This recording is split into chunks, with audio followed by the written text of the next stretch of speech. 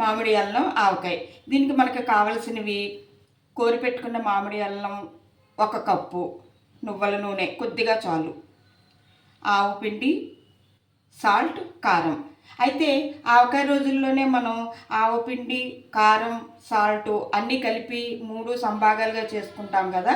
అది ఎప్పుడు నేను ఒక డబ్బాలో స్టోర్ చేసుకుంటాను. ఇది ఏడాది నిల్వ ఉంటుంది, ఏడాది పైనే ఉంటుంది, కానీ 1 ఇయర్లోనే నాకు కంప్లీట్ అయిపోతుంది. ఎప్పుడు ఇది ఇలాగ నేను ఆవకాయ రోజుల్లోనే ఒక డబ్బా వేరే తీసి పెట్టుకుంటాను. అయితే ఇప్పుడు ఈ మామిడి అల్లం కూర 1 కప్పు, 1 కప్పు.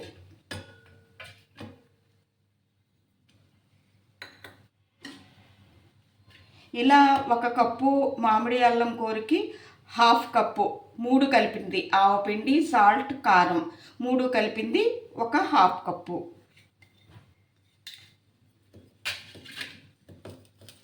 దీన్ని ఇలా శుభ్రంగా కలుపుకుని, చాలా సింపుల్, 6 నెలల పైన నిల్వ ఉంటుంది ఇది మనకి.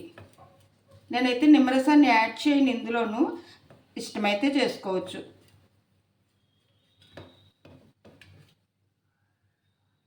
నువ్వుల నూనె వేస్తున్నాను నేను, ఎంతో పట్టదు, కొంచెం చాలు.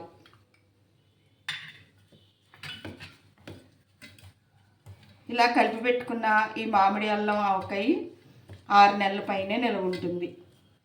ఫ్రిడ్జ్లో పెట్టుకుంటే 6 నెలల పైన నిల్వ ఉంటుంది.